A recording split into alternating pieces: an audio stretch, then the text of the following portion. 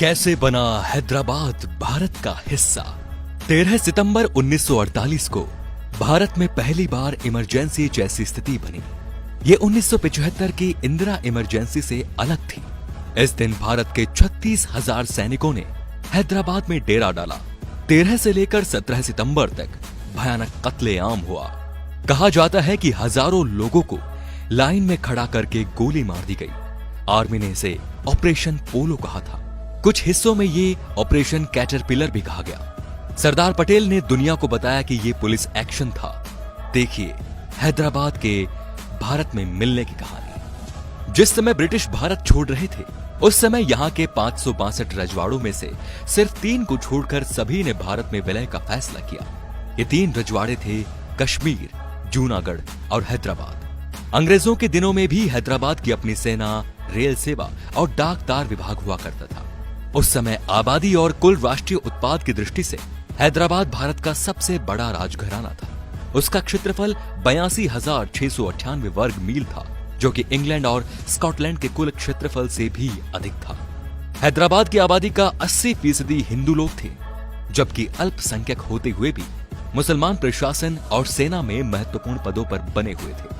उस पर तुर्रा ये भी था कि कट्टरपंथी कासिम राजवी के नेतृत्व में रजाकार हैदराबाद की आजादी के समर्थन में जनसभाएं कर रहे थे और उस इलाके से गुजरने वाली ट्रेनों को रोककर न सिर्फ गैर मुस्लिम यात्रियों पर हमला कर रहे थे, बल्कि हैदराबाद से सटे हुए भारतीय इलाकों में रहने वाले लोगों को भी परेशान कर रहे थे। निजाम हैदराबाद के भारत में विलय के किस कदर खिलाफ थे, इसका अंदाजा इस बात से लगाया जा सकता है कि जिन्होंने जिन्ना को संदेश भेजकर ये जानने की कोशिश की कि क्या वो भारत के खिलाफ लड़ाई में हैदराबाद का समर्थन करेंगे, जिन्ना ने इसका जवाब देते हुए कहा था कि वो मुट्ठी भर लोगों के लिए पाकिस्तान के अस्तित्व को खतरे में नहीं डालना चाहते। उधर नेहरू माउंटबेटन की उस सलाह को गंभीरता से लेने के पक्ष में थे कि इस पूरे मसले का हल शांतिपूर्वक ढंग से किया जाए। सरदार पटेल नेहरू के इस आकलन से सहमत नहीं थे। उनका मानना था कि उस समय का हैदराबाद भारत के पेट में कैंसर के समान था, जिसे बर्दाश्त नहीं किया जा सकता था। पटेल को इस बात का अंदाजा था कि हैदराबाद पूरी तरह से पाकिस्तान के कहने में था। यहां तक कि पाकिस्तान पुर्तगाल के साथ हैदराबाद का समझौता कराने की फिराक में था, जिसके तहत हैदराबाद गोवा में बंदरगाह बनवाएगा और जरूरत पड़ने पर वो उसका इस्तेमाल कर सकेगा। इतना ही नहीं, हैदराबाद के निजाम अपने एक संवैधानिक सलाहकार सर वॉल्टर मॉन्कटॉन के जरिए लॉर्ड माउंटबेटन से सीधे संपर्क में थे। मॉन्कटॉन के कंजर्वेटिव पार्टी से भी नजदीकी संबंध थे। जब माउंटबेटन ने उन्हें सलाह दी कि हैदराबाद को कम से कम संवैधानिक सभा में तो अपना प्रतिनिधि भेजना चाहिए, तो मॉन्कटॉन ने जवाब दिया था कि अगर वो ज्यादा दबाव डालेंगे तो वो पाकिस्तान के साथ विलय के बारे में बहुत गंभीरता से सोचने लगेंगे। हैदराबाद में सेना भेजने के मुद्दे पर नेहरू और पटेल में गहरे मतभेद थे। और तो और उन्होंने राष्ट्रमंडल का सदस्य बनने की भी इच्छा प्रकट की थी, जिसे एटली सरकार ने ठुकरा दिया था। निजाम के सेनाध्यक्ष मेजर जनरल एल एड्रूस ने अपनी किताब हैदराबाद ऑफ द 7 लोव्स में लिखा कि निजाम ने उन्हें खुद हथियार खरीदने यूरोप भेजा था, लेकिन वो अपने मिशन में सफल नहीं हो पाए थे क्योंकि हैदराबाद को एक आजाद देश के रूप में मान्यता नहीं मिली थी। मजे की बात यह थी कि एक दिन अचानक वो लंदन में डॉस्टर होटल की लॉबी में माउंटबेटन से टकरा गए। माउंटबेटन ने जब उनसे पूछा कि वो यहाँ क्या कर रहे हैं, तो उन्होंने झेपते हुए जवाब दिया था कि वो अपनी आंखों का इलाज कराने आए हैं।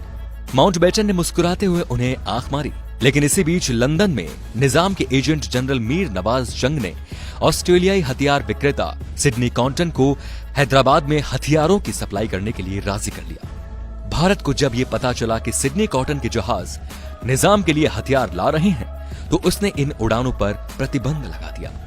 22 मई को जब उन्होंने ट्रेन में सफर करके हिंदुओं पर गंगापुर स्टेशन पर हमला बोला, तो पूरे भारत में सरकार की आलोचना होने लगी कि वो उनके प्रति नर्म रुख अपना रही है। रजाकारों की गतिविधियों ने पूरे भारत का जनमत उनके खिलाफ कर दिया।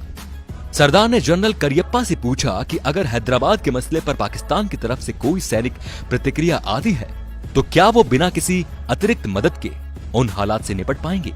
करियप्पा ने इसका एक शब्द में जवाब दिया, हाँ, और इसके बाद बैठक खत्म हो गई। इसके बाद सरदार पटेल ने हैदराबाद के खिलाफ सैनिक कार्रवाई को अंतिम रूप दिया। भारत के तत्कालीन सेनाध्यक्ष जनरल रॉबर्ट बूचर इस फैसले के खिलाफ थे। उनका कहना था कि पाकिस्तान की सेना इसके जवाब में अहमदाबाद या बंबई पर बम गिरा सकती है। 2 बार हैदराबाद में घुसने की तारीख तय की गई, लेकिन राजनीतिक दबाव के चलते इसे रद्द करना पड़ा। निजाम ने गवर्नर जनरल राजगोपालाचारी से व्यक्तिगत अनुरोध किया कि वो ऐसा ना करे। राजाजी और नेहरू जी की बैठक हुई और दोनों ने कार्यवाही रोकने का फैसला किया।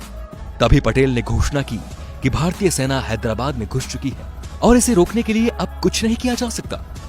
नेहरू और राजाजी चिंतित थे कि इससे पाकिस्तान जवाबी कार्रवाई करने के लिए प्रेरित हो सकता है, लेकिन 24 घंटे तक पाकिस्तान की तरफ से कुछ नहीं हुआ तो उनकी चिंता मुस्कान में बदल गई। हाँ, जैसे ही भारतीय सेना हैदराबाद में घुसी, पाकिस्तान के तत्कालीन प्रधानमंत्री लियाकत अली खान ने अपनी डिफेंस काउंसिल की बैठक बुलाई और उनसे पूछा कि क्या हैदराबाद में पाकिस्तान कोई एक्शन ले सकता है। बैठक में मौजूद ग्रुप कैप्टन अलवर्दी ने कहा, नहीं। लियाकत ने जोर देकर पूछा, क्या हम दिल्ली पर बम नहीं गिरा सकते? अलवर्दी का जवाब था कि हाँ, ये तो संभव है, लेकिन पाकिस्तान के पास कुल 4 बम वर्षक हैं, जिनमें से सिर्फ 2 काम कर रही हैं। इनमें से एक शायद दिल्ली तक पहुंचकर बम भी गिरा दे, लेकिन इनमें से कोई वापस नहीं आएगा। भारतीय सेना की इस कार्यवाही को ऑपरेशन पोलो नाम दिया गया, क्योंकि उस समय हैदराबाद में विश्व में सबसे ज्यादा 17 पोलो के मैदान थे। 5 दिनों तक चली इस कार्यवाही में 1373 रजाकार मारे गए। हैदराबाद स्टेट के 807 जवान भी घेत रहे। भारतीय सेना ने अपने 66 जवान खोए, जबकि 97 जवान घायल हुए। 19 सितंबर को रिजवी को गिरफ्तार कर लिया गया। इस दौरान पूरे देश में कहीं भी सांप्रदायिक घटना नहीं घटी। भारतीय सेना की कार्रवाई शुरू होने से 2 दिन पहले ही 11 सितंबर को पाकिस्तान के सह संस्थापक मोहम्मद अली जिन्ना का निधन हो गया था। तो दोस्तों, हैदराबाद को भारत में मिलाने के पीछे श्रेय सरदार पटेल को ही जाता है, जिन्होंने नेहरू से पूछे बिना कार्यवाही कर दी। नहीं तो शायद भारत से आज हैदराबाद अलग होता। दोस्तों, सरदार पटेल द्वारा की गई इस कार्यवाही को आप किस नजर से देखते हैं, यह हमें कमेंट सेक्शन में जरूर बताएं। और अगर आपको ये जानकारी पसंद आई तो प्लीज इसे शेयर जरूर करें। धन्यवाद।